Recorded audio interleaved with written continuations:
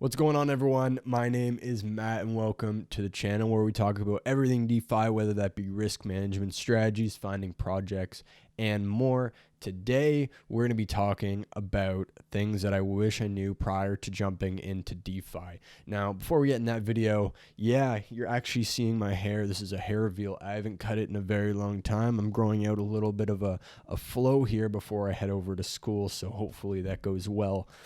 Anyways, let's get into this list. If you like, make sure you like, comment, and subscribe. There's no particular ranking here.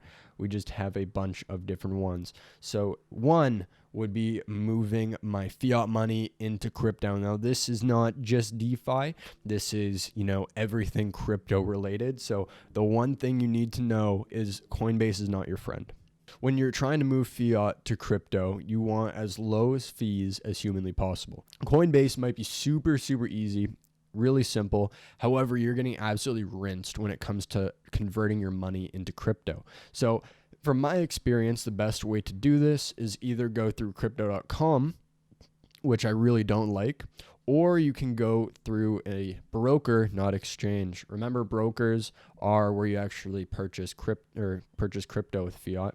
So go to a broker that is local to you. Now, not a brick and mortar, like an online. So for example, in Canada, Newton is one of the brokers that are the best. These brokers, you just want to get your money into crypto and then send it out. The next thing that I wish I knew was exploring blockchains as you go. Exploring every single blockchain and learning about every single blockchain in one day and trying to understand it and cram all of that knowledge in your head is going to lead to nothing but disaster. You are going to forget about 99% of the information you learn when you try to cram it all in your brain. Instead, I would highly recommend sticking to a few blockchains and understanding how those work, and then moving over into other blockchains when opportunities arise, just so you are able to make that smooth transition and you actually retain the knowledge once bridging or moving over into the other chains. Now, the next thing that I wish I knew before getting into DeFi is an amazing tool called DeFi Llama. Now, this tool helps you explore every single ecosystem within crypto, all of the different blockchains, super simple, and it has a bunch of information that you guys would really appreciate. So you're able to sort through blockchains, you're able to sort through different categories, whether that be lending and borrowing, dexes, and so on and so forth. And then to even get even more specific, you're able to actually see the amount of TVL locked in each protocol and each blockchain, and as well as how much that TVL has changed via a chart on the website.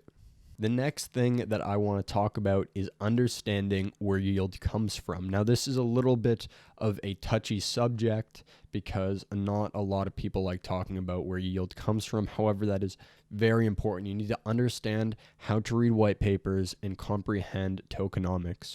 If you don't really understand tokenomics, there's a bunch of amazing videos that go over it. Majority of it is actually just economics. So learn about economics, and tokenomics will make a whole lot more sense.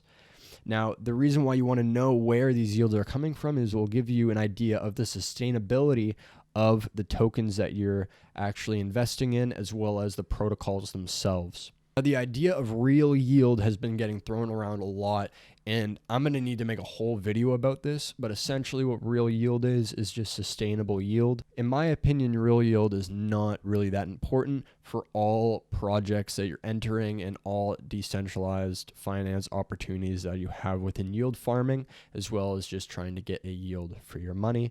Obviously, shorter term plays is a better idea to not really worry about real yield, but if you're using it for a sustainability standpoint where you want maybe 20% a year all year round, you might want to figure out what the real yield is. So the next thing is farming token investing.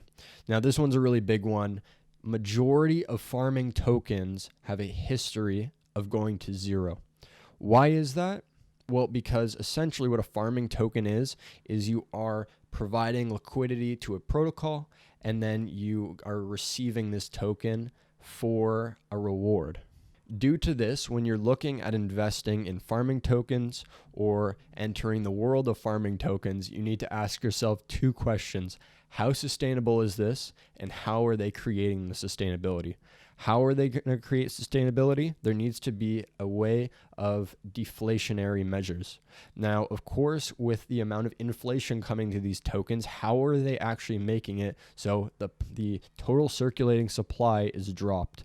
Whether that be via burning or another measure to make sure that it is gone and out of the supply, so the price remains either stagnant or raises over time instead of just plummeting to zero. And the last thing I have for you guys today is being okay with being in uncomfortable situations. The best opportunities are found when you are uncomfortable and everyone else is uncomfortable. So if there is a new chain that comes out, or a chain that is extremely confusing to get into, or new projects that come out and you can't find information on them, I'd highly recommend looking into them. They might be a pain in the butt to learn, and they might be a pain in general, but once you understand it and you get over that discomfort, there's some amazing things that can lead to that, like getting into projects early, understanding how they work, getting into new chains early, and just overall having the best experience in exploring the blockchain ecosystem as a whole. And that is it for today. There's a bunch of different hand movements in today's video.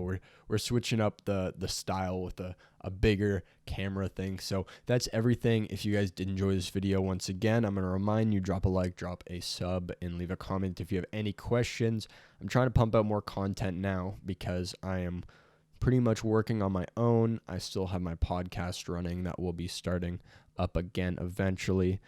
Inflated Podcast, if you want to check out the channel and drop a sub, link in the description box below. I'm super active on Twitter, so if you want to take a peek over there, we talk about a lot of these topics before actually getting into the YouTube videos. Thank you so much for watching, and I'll talk to you guys another time.